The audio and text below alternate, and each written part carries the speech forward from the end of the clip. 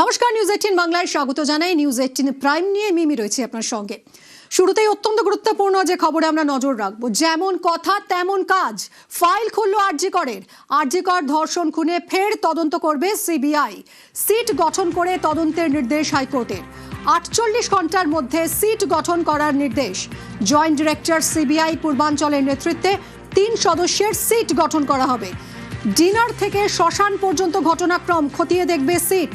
25 June তদন্ত report দেবে CBI. নির্দেশ হাইকোর্টের বিচারপতি শম্পা সরকার, বিচারপতি তীর্থঙ্কর ঘোষের ডিভিশন বেঞ্চের।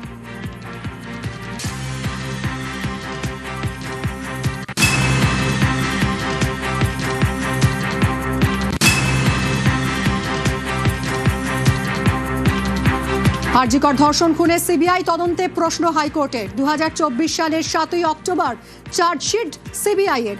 1 বছর 7 মাসে আর কি তদন্ত করেছে সিবিআই, প্রশ্ন বিচারপতি। 70 থেকে 80 জনের সাক্ষ্য নেওয়া হয়েছে জানিয়েছে সিবিআই। সিবিআই রিপোর্টে ত্রুটি বিচ্যুতি নজরে এসেছে বলেছেন বিচারপতি। আর যেমন কথা তেমন কাজ, এবার ফাইল খুলল আবার আরজিকর ধর্ষণ খুনে ফের তদন্ত করবে সিবিআই। সিট গঠন করে তদন্তের নির্দেশ হাইকোর্টে। 48 ঘন্টার মধ্যে সিট গঠন করার নির্দেশ। জয়েন্ট ডিরেক্টর সিবিআই পূর্বাঞ্চলের নেতৃত্বে 3 সদস্যের সিট। ডিনার থেকে শ্মশান পর্যন্ত ঘটনাক্রম খতিয়ে দেখবে সিট। 25 জুন তদন্ত রিপোর্ট দেবে সিবিআই। নির্দেশ হাইকোর্টের বিচারপতি শম্পা সরকার, বিচারপতি তীর্থঙ্কর ঘোষের ডিভিশন বেঞ্চে। এর আগের শুনানিতে আদালত নির্দেশ দিয়েছিল সেমিনার হল সহ আর যে জায়গায় প্রয়োজন সব সিল করে রাখতে, এবং ফের আরজিকরের ফাইল খুলল এবং এবার সিবিআই ফের তদন্ত করবে আরজিকর ধর্ষণ খুনের ঘটনায়। সিট গঠন করে তদন্তের নির্দেশ দিল হাইকোর্ট। 48 ঘন্টার মধ্যে সিট গঠন করার নির্দেশ। জয়েন্ট ডিরেক্টর সিবিআই পূর্বাঞ্চলের নেতৃত্বে 3 সদস্যের সিট গঠন। ডিনার থেকে শ্মশান পর্যন্ত ঘটনাক্রম খতিয়ে দেখবে সিট।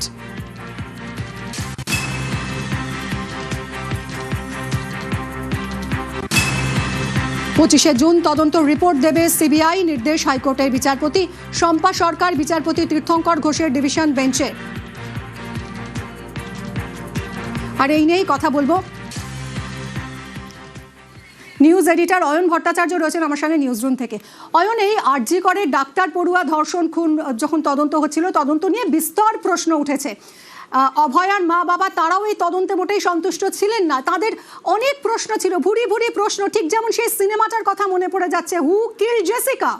হাজার হাজার প্রশ্ন উঠেছিল যার কোনো উত্তর পাওয়া যায়নি, এবং অভয়ের মা বাবাও এক্ষেত্রে 48টা প্রশ্ন করেছিলেন যার কোনো উত্তর দিতে পারেনি না রাজ্য পুলিশ না সিবিআই।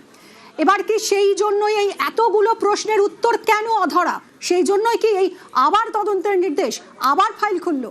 মিমি, 38টা প্রশ্ন, অভয়ার মা বাবার 38টা প্রশ্ন। সেই 38টা প্রশ্ন নিয়েই আদালতে গিয়েছিলেন অভয়ার মা বাবা, এবং অভয়ার মা বাবা বারবার দাবি করেছিলেন, অভিযোগ করেছিলেন রাজ্য পুলিশের তদন্ত নিয়ে, হাসপাতাল কর্তৃপক্ষের ভূমিকা নিয়ে, রাজ্য সরকারের ভূমিকা নিয়ে, এবং সিবিআই এর তদন্ত নিয়েও।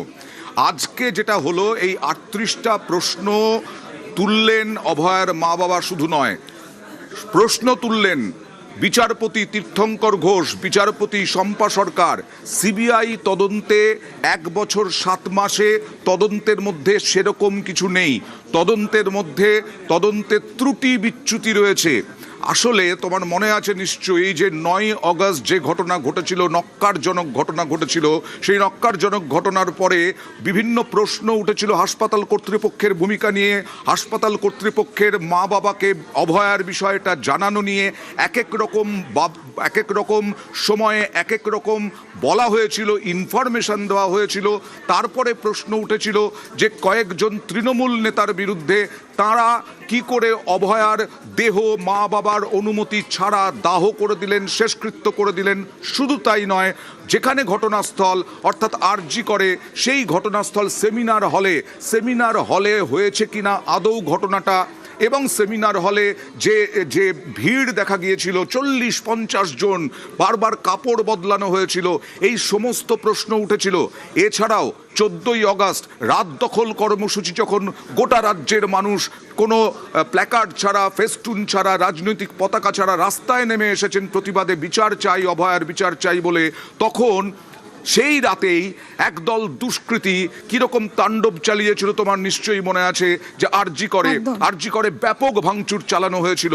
এবং তখন প্রশ্ন উঠেছিল যে আসলে তথ্য প্রমাণ লোপাটের জন্যই এই ভাঙচুর কিনা।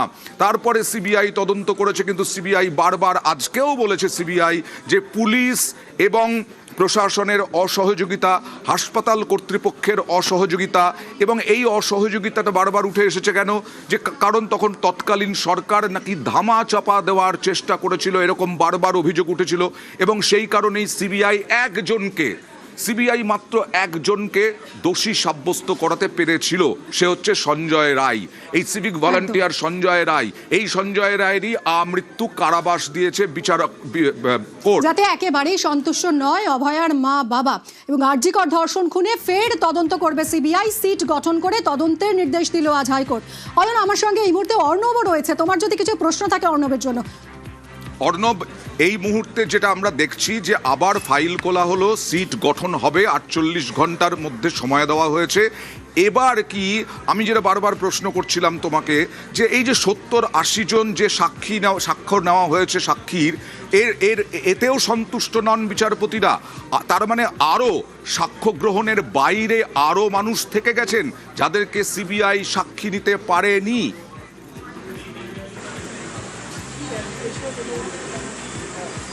এক কথায় আদালত প্রাথমিকভাবে এমনটাই মনে করছে, এবং পরিবারের যেমনটা ভাবা, কার্যত আদালতের ভাবনাটাও একই রকম রয়েছে। শুধু তাই নয়, আদালত আজকে এই নির্দেশ দিতে গিয়ে এটাও জানিয়েছে যে পাবলিক ইমোশনস, অর্থাৎ আমাদের রাজ্যের সাধারণ মানুষের যে ভাবাবেগ, পাশাপাশি যে সোশ্যাল র্যামিফিকেশন রয়েছে, অর্থাৎ এই যে সামাজিক একটা ক্ষতি বা সামাজিক একটা পরিণতি হয়েছে আরজিকর ঘটনার পর, একটা পরিস্থিতি তৈরি হয়েছে, এই দুটোকে মাথায় রেখে আদালত নির্দেশ দিতে বাধ্য হচ্ছে এবং আদালত নির্দেশ দিচ্ছে।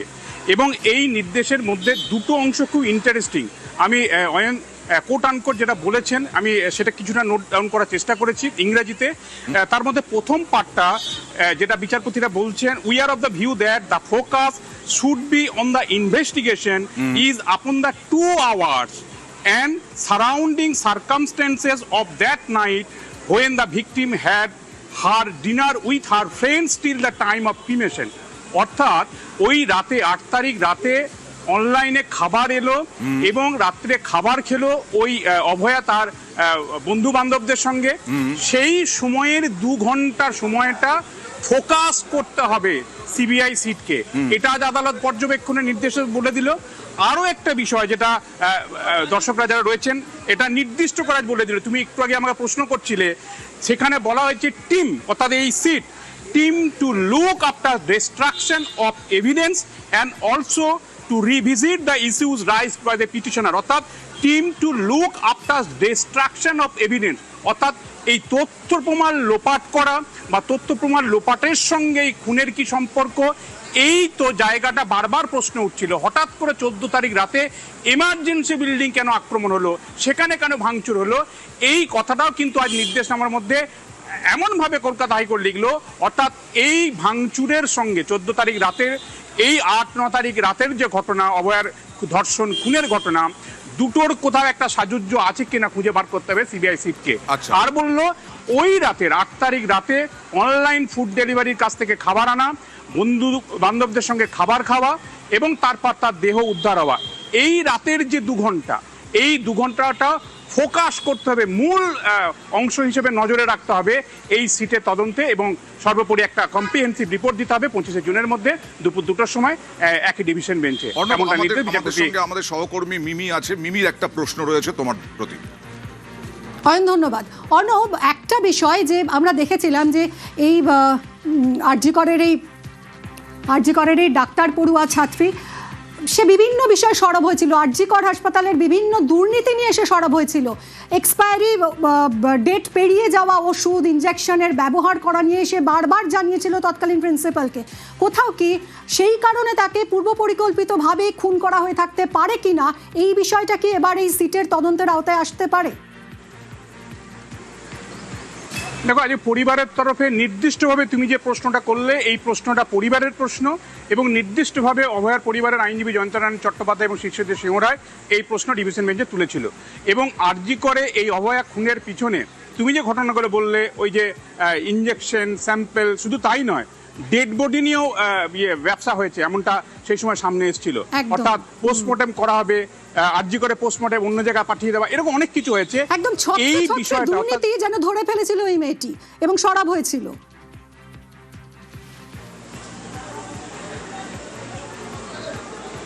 অর্ণব, একেবারে তাই। এবং এই অভিযোগগুলো দুর্নীতির প্রতিবাদ করেছিল অভয়া। দুর্নীতির বিভিন্ন জায়গাগুলো সে বিভিন্ন জায়গায় এগুলোকে এসক্যালেট করার জন্য, সেগুলোকে যাতে আর না হয় তার জন্য সে নির্দিষ্ট ফোরামে সে বক্তব্য রাখছিল, তা অভিযোগ আকারে জানাচ্ছিল। এবং আরজিকর ভালো মানের হাসপাতাল, সেখানে যদি পরিষেবা সঠিক থাকে তার জন্য সে সরব হয়েছিল। এবং এই সমস্ত কারণের জন্যই তাকে আজ ধর্ষণের সম্মুখীন হতে হয়েছে, মৃত্যুর মুখে ঢলে পড়তে হয়েছে। এই অভিযোগ পরিবারের। কাজেই পরিবারের অভিযোগ শুধু নয়, এটা এখন এই মুহূর্তে রাজ্যের মানুষেরও মনের কথা। এমন কিছু জেনে ফেলেছিল অভয়া, ওই আরজিকর হাসপাতালের আড়ালে যেটা চলতো, ওই সন্দীপ ঘোষদের সিন্ডিকেটের আড়ালে যেগুলো চলতো, সেগুলো হয়তো জেনে ফেলেছিলেন অভয়া। তাই তাকে চিরতরে তার মুখটা বন্ধ করার জন্য তাকে এই পৃথিবী থেকে সরিয়ে দেওয়া হলো। পরিবারের অভয়ার মা বাবা তার পিছনে, অর্থাৎ তার একেবারে তাদের আইনজীবীর পিছনেই দাঁড়িয়েছিলেন, একেবারে খুব কাছে বিচারপতিদের। তাদের সামনে রেখে এই অভিযোগ আজ আদালতে ফের করা হলো। কাজে মোট যে 38টা প্রশ্ন ছিল, মূল প্রথম দেখো, এই যে 2 ঘন্টা ফোকাস করতে হবে তদন্তের 8 তারিখ রাতে খাবার আনা থেকে খাবার খাওয়া এবং কি ঘটনা ঘটেছিল, এই 2 ঘন্টাটা তদন্তে ফোকাস করতে হবে, ভিজিট করতে হবে, এক্সামিন করতে হবে। কেন বারবার বলছি, তুমি 2 ঘন্টার কথা বললে, এই যে অভয়ার মা বাবাকে অভয়ার সম্পর্কে খবর দেওয়া, এখানেও চূড়ান্ত একটা চক্রান্তের গন্ধ পাওয়া যাচ্ছিল। 3 বার 3 রকম কথা বলা হয়েছিল। তারপরে অভয়ার মা বাবাকে অন্ধকারে রেখেই দেহ দাহ করা হয়েছিল। এই প্রশ্নগুলোও কি উঠেছে এবং এইগুলোও কি তদন্তে থাকবে? দেখো, 38টা মূল প্রশ্ন পরিবার তুলেছে, তার মধ্যে তুমি যে প্রশ্নগুলো করছো একেবারে এই প্রশ্নগুলি অভয়ার পরিবার করেছে, তাদের আইনজীবী জয়ন্তনারায়ণ চট্টোপাধ্যায় এবং শীর্ষ সিংহ রায়রা। এবং এই কথাগুলি বোঝানোর চেষ্টা হয়েছে, যিনি খাবার নিয়ে এলেন অনলাইনে তাকে জিজ্ঞাসাবাদ করলো না সিবিআই, তাহলে এই তদন্তটা কোথায় হবে? ওই রাতে যাদের সাথে খাবার খেলেন অভয়া, তাদের সবাইকে কি জিজ্ঞাসাবাদ সিবিআই করেছে? থাকলে সেই বয়ান কোথায়? এর পাশাপাশি 3 বার চাদর পরিবর্তন করা হলো। যে প্লেস অফ অকারেন্সের দেহটা যেভাবে উদ্ধার হলো, ওইটুকু জায়গার মধ্যে একটা ধর্ষণ খুন হতে গেলে ওই রকম পরিস্থিতি ওইটুকু জায়গার মধ্যে সম্ভব হয় না। নিশ্চিতভাবে একাধিক ব্যক্তি যুক্ত, এটা প্রথম দিন থেকে অভয়ার পরিবার বলছে, সেই প্রশ্নও রয়েছে। 3 হচ্ছে ওই ডিসি সেই মুহূর্তে সেন্ট্রাল ইন্দিরা মুখোপাধ্যায়, তিনি সাংবাদিক সম্মেলন করে বলছেন যে ওই চাদরের মধ্যে কে কে রয়েছেন, 65 জন ব্যক্তির আনাগোনা। এই 65 জন কারা, কেন ওই সময় ওখানে উপস্থিত হলেন? তারা তো ওখানকার যে নথিগুলি ছিল, যে স্যাম্পেলগুলি ছিল, যেগুলি কালেক্ট করতে পারতো সিবিআই বা পুলিশ, সেগুলো তো নষ্ট হয়ে গেছে। ওই 65 জন কেন গেলেন? তাই নয়, পোস্টমর্টেম টেবিলে যখন রাখা হলো, পোস্টমর্টেম টেবিলে যে ভিডিওগ্রাফি হলো, সেই ভিডিওগ্রাফির ছবিটা নিভু আলোর মধ্যে কেন হলো? আদৌ কি place of occurrence seminar hall, নাকি 7ম তল যেখানে সন্দীপ ঘোষ তার চেম্বার ওই অর্থোপেডিক্সে, সেখানে ঘটনা ঘটিয়ে দেহ পরে এখানে রাখা হয়েছে? এই 7ম তল থেকে সেমিনার রুম আসা যাওয়ার যে পথ, সেই পথটার পুরোটা কি জরিপ করা হয়েছিল? এই যে প্রায় 8 থেকে 10 ঘন্টা সিসিটিভি ফুটেজ, প্রায় 70 থেকে 80টা সিসিটিভি, সেই 8 থেকে 10 ঘন্টা সিসিটিভি ফুটেজের কেন 4 থেকে 5 ঘন্টার টেকনিক্যাল গ্লিচ বলা হলো? তাহলে কি ওই সিসিটিভি ফুটেজ ইচ্ছাকৃতভাবে কোনোভাবে সেটাকে সরানোর চেষ্টা হয়েছিল? এবং 70-80টা সিসিটিভির মধ্যে গুরুত্বপূর্ণ 25টার কথা বলা হচ্ছে, সেই সিসিটিভি ফুটেজে সম্পূর্ণ কেন সিবিআইয়ের হাতে এলো না? কাজে এছাড়াও প্রথমে এফআইআর একরকম, চালান নেই পোস্টমর্টমের, দ্বিতীয়বার এফআইআর হচ্ছে, অভিযোগ আসছে, এই পুরো বিষয়টা এবং যে ক্ষিপ্রতার মধ্যে দিয়ে ওই অভয়ার সৎকার হচ্ছে, পুরো ঘটনাটার মধ্যে পরতে রহস্য, যে রহস্য এখনো ভেদ করতে পারেনি সিবিআই। তাই পরিবারের তোলা 38টা প্রশ্নের, তার মানে কি বিচারপতিদের এই প্রশ্নটাও, এই উত্তরটাও নেই বিচারপতিদের কাছে, যে হু কিল্ড অভয়া? সঞ্জয় রায় একমাত্র নয়, এটাও কি উপলব্ধি করছেন অভয়ার মা বাবার সঙ্গে সঙ্গে বিচারপতিরাও? অর্ণব, একেবারে তাই। দেখো, সিবিআই একটা রিপোর্ট দিয়েছিল, যে রিপোর্টের মধ্যে বিচারপতি শম্পা সরকার, যিনি প্রিজাইডিং জজ, তিনি বলছেন যে রিপোর্ট সিবিআই দিয়েছে, সেই রিপোর্টের মধ্যে আদালত ল্যাপস পরিষ্কার দেখতে পেয়েছে। এবং সেই ল্যাপস কেন হলো, এই প্রশ্নটা যখন এক একটা প্রশ্নের মাধ্যমে সিবিআইয়ের কাছ থেকে জানতে চাইছে আদালত, সিবিআই স্পষ্টভাবে জানাচ্ছে যে এক্ষেত্রে পুলিশ এবং হাসপাতাল কর্তৃপক্ষ তাদের জন্য এই ত্রুটি বিচ্যুতি। অর্থাৎ সিবিআই তো অ্যাডমিট করে নিচ্ছে ল্যাপস হয়েছে, এবং ল্যাপসটা due to hospital authority and due to Kolkata police. কাজেই পুরো বিষয়টার মধ্যে যে একটা ঘাপলা রয়েছে, যে একটা ডার্ক শেড রয়েছে তদন্তের মধ্যে, তা কিন্তু বারে বারে প্রমাণ করছে। কাজেই প্রাথমিকভাবে কলকাতা হাইকোর্টের এই বিশেষ ডিভিশন বেঞ্চও মনে করছে যে বিচার হয়েছে, যে সিবিআই তদন্ত হয়েছে, তার মধ্যে ল্যাপস রয়েছে, ত্রুটি বিচ্যুতি রয়েছে। সেই ত্রুটি বিচ্যুতি যাতে না থাকে, একেবারে নিখুঁত হয় তদন্ত এবং বিচার, তার জন্যই সিট তৈরি করে পুনরায় তদন্তের এবং এই যে নির্দেশ। সিবিআই প্রশ্ন তুলছে পুলিশের ভূমিকা নিয়ে, পুলিশের অসহযোগিতা নিয়ে, হাসপাতাল কর্তৃপক্ষের অসহযোগিতা নিয়ে। তুমি জানো যে রাজ্য অভ্যন্তরীণ তদন্তের জন্য আলাদা করে অভ্যন্তরীণ তদন্তের জন্য 3 জন আইপিএস কে সাসপেন্ড করেছে। পুলিশ কমিশনার তৎকালীন, ডিসি নর্থ তৎকালীন, ডিসি সেন্ট্রাল তৎকালীন। এরাও কি এবার এই তদন্তের আওতার মধ্যেই পড়ে যাবেন? তখনই একেবারে বলা যায় 2 2 4 হবে।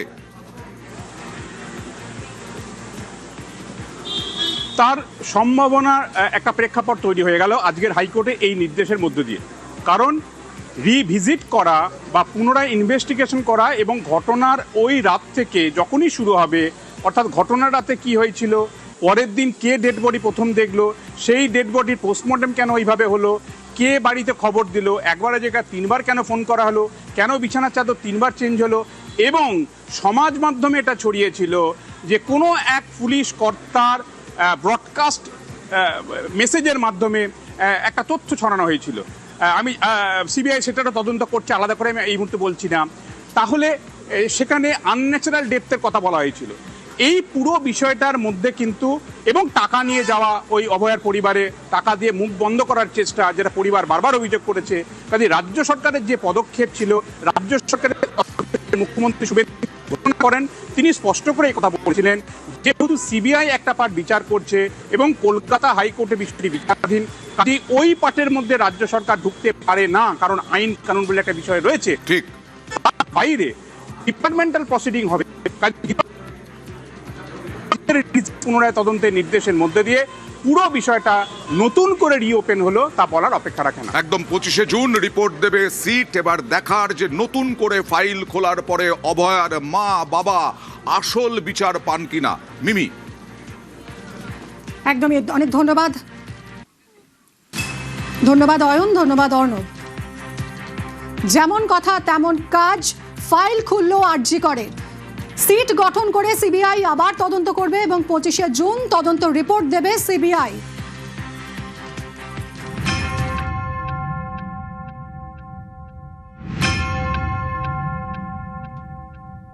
সিচুয়েশনটাকে মিসহ্যান্ডেলিং করা, offer financial one type of bribe, কোনো মন্ত্রী মুখ্যমন্ত্রী দিদেন টাইমে তাদের কোনো ইনস্ট্রাকশন ছিল কিনা, এগুলো আমরা সব বের করবো। 3 জন আইপিএস কে সাসপেন্ড করছি। মিস্টার বিনীত গোয়েল, উনি এখন এডিজি রয়েছেন আইবিতে। আরো 2 জন আইপিএস, শ্রীমতী ইন্দিরা মুখার্জি এবং শ্রী অভিষেক গুপ্তা। সিএস এর গাইডেন্সে HS as per the rules যা আছে, ক্যাডার রুল, সেটা মেনে ডিপার্টমেন্টাল ইনকোয়ারি এবং প্রসিডিংস স্টার্ট করবে।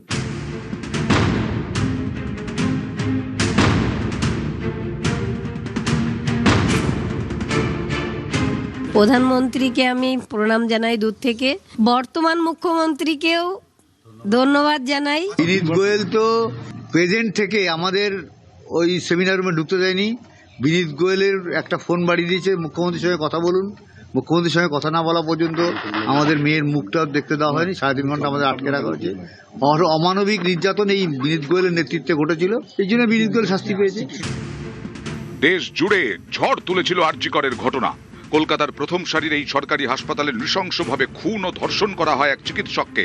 সেই ঘটনার তদন্তে বিচার বিভাগীয় কমিশন তৈরির পথে বাংলার প্রথম বিজেপি সরকার। তার আগে আরও কড়া পদক্ষেপ মুখ্যমন্ত্রী শুভেন্দু অধিকারীর।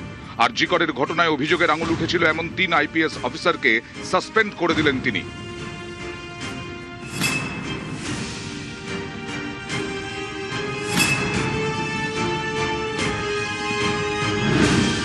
আরজিকর কাণ্ডের সময় কলকাতার পুলিশ কমিশনার ছিলেন বিনীত গোয়েল। তার বিরুদ্ধে তদন্ত ধামাচাপা দেওয়ার অভিযোগ তুলেছিলেন নির্যাতিতার মা বাবা। এখন এডিজি আইবি পদে ছিলেন বিনীত গোয়েল, তাকে সাসপেন্ড করা হলো। সাসপেন্ড করা হয়েছে তৎকালীন ডিসি সেন্ট্রাল ইন্দিরা মুখোপাধ্যায়কে। তার বিরুদ্ধে তথ্য গোপনের অভিযোগ তুলেছিল অভয়ের পরিবার।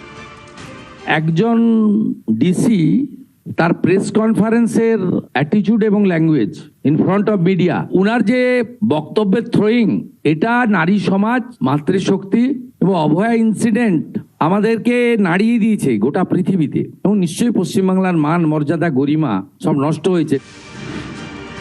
সাসপেন্ড করা হয়েছে তৎকালীন ডিসি নর্থ অভিষেক গুপ্তাকে। অভয়ের পরিবারের অভিযোগ, তাদের টাকা দিতে চেয়েছিলেন অভিষেক গুপ্তা। সিচুয়েশনটাকে মিসহ্যান্ডেলিং করা, offer financial one type of bribe, কোনো মন্ত্রী মুখ্যমন্ত্রী দিদেন টাইমে তাদের কোনো ইনস্ট্রাকশন ছিল কিনা, এগুলো আমরা সব বের করব। মিসহ্যান্ডেলিং আর পরিবারকে বেআইনিভাবে অর্থ অফার করা। আরজি করের তদন্তে বারবারই পুলিশের ভূমিকা নিয়ে প্রশ্ন তুলেছে অভয়ের পরিবার। তথ্য গোপনের অভিযোগ করেছে, তদন্ত ধামাচাপা দেওয়ার অভিযোগ করেছে। 2024-এর 14ই অগস্ট আরজি কর আন্দোলন চলাকালীন রাত দখলের সময় হঠাৎই একদল হামলা চালায় আরজি করের জরুরি বিভাগে। হাসপাতালের ভেতরে ঢুকে পড়ে লোকজন। প্রশ্ন ওঠে অপরাধ স্থলের সুরক্ষা নিয়ে। এরপরেই আরজি কর কাণ্ডে সিবিআই তদন্তের দাবি জোরদার হয়। কথা রেখেছেন, 3 জন আইপিএস অফিসার সাসপেন্ড হয়েছেন, সবে শুরু, সবে ফাইল খোলা হয়েছে, অনেক অনেক মাথা রয়েছে। সেই রাতে যারা আমার মেয়ের সঙ্গে খাবার খেয়েছিল, না সামনে আসেনি, তাদের আড়াল করে রেখেছেন মমতা ব্যানার্জি। আমাদের কাছে যা তথ্য আছে সব আমরা আমাদের মুখ্যমন্ত্রী শুভেন্দুদাকে দেব। মুখ্যমন্ত্রী যদি ব্যবস্থা নেন তাহলে সিবিআই কাজ করতে বাধ্য হয়। প্রধানমন্ত্রীকে আমি প্রণাম জানাই দূর থেকে, বর্তমান মুখ্যমন্ত্রীকেও ধন্যবাদ জানাই। এই ঘটনাটা আজ থেকে প্রায় 2 বছর আগে যখন আমার মেয়ের সঙ্গে এই ঘটনা ঘটেছিল তখনই হতে পারত। তখনকার তৎকালীন মুখ্যমন্ত্রী মমতা ব্যানার্জি এই জিনিসটাকে ধামাচাপা দেওয়ার জন্য আরো বেশি করে কোনো ব্যবস্থাই নেন। বিনীত গোয়েল তো প্রেজেন্ট থেকে আমাদের ওই সেমিনার রুমে ঢুকতে দেয়নি। বিনীত গোয়েলের একটা ফোন বাড়িয়ে দিয়েছে, মুখ্যমন্ত্রীর সঙ্গে কথা বলুন। মুখ্যমন্ত্রীর সঙ্গে কথা না বলা পর্যন্ত আমাদের মেয়ের মুখটাও দেখতে দেওয়া হয়নি। 3.5 ঘন্টা আমাদের আটকে রাখা হয়েছে। অমানবিক নির্যাতন এই বিনীত গোয়েলের নেতৃত্বে ঘটেছিল, এই জন্য বিনীত গোয়েল শাস্তি পেয়েছে। মুখ্যমন্ত্রী তো বলেছেন, প্রথম দিন থেকে বলে আসছেন যে আরজি করের মাটি খুঁড়ে যত অপরাধ আছে সবাইকে বের করবেন। অবশ্যই করবেন। ভরসা আছে, অবশ্যই আছে। পুলিশ বা রাজ্য সরকারের হাতে তদন্ত ছিল এবং তাতে আপনারা আপত্তি করেছিলেন বলেই তো সিবিআই তদন্ত হয়েছিল। সেই সিবিআই বলল রাজ্য সরকার বা কলকাতা পুলিশ যাকে অ্যারেস্ট করেছে সেই হচ্ছে আসল অপরাধী। কোনো রাজনৈতিক স্লোগানের মাধ্যমে কাউকে কাউকে টার্গেট করে উইশ লিস্ট একটা ফ্রেম করা হচ্ছিল, সেটা যেন আজ সরকারে আসার সুযোগ নিয়ে রাজনৈতিক স্লোগানের প্রশাসনিক মান্যতা, সিবিআইকে অযোগ্য, সিবিআইয়ের তদন্ত অসম্পূর্ণ, এরম একটা ভাবমূর্তি তৈরি করে দিয়ে এটা আইনিভাবে সম্ভব কিনা এটা আইনজ্ঞরা খতিয়ে দেখবেন। মুখ্যমন্ত্রীর এই 3 আইপিএসকে সাসপেন্ড করার মধ্যে জোড়া বার্তা দেখছে রাজনৈতিক মহল।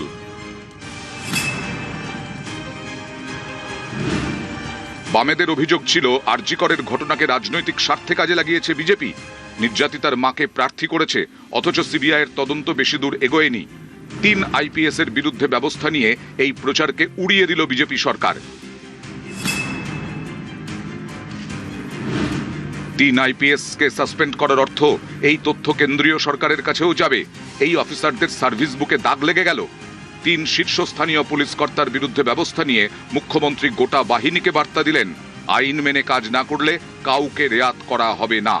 3 জন আইপিএস কে সাসপেন্ড করছি। মিস্টার বিনীত গোয়েল, উনি এখন এডিজি রয়েছেন আইবিতে। আরো 2 জন আইপিএস, শ্রীমতী ইন্দিরা মুখার্জি এবং শ্রী অভিষেক গুপ্তা। সিএস এর গাইডেন্সে HS as per the rules যা আছে, ক্যাডার রুল, সেটা মেনে ডিপার্টমেন্টাল ইনকোয়ারি এবং প্রসিডিংস স্টার্ট করবে। নিউজ 18 বাংলা।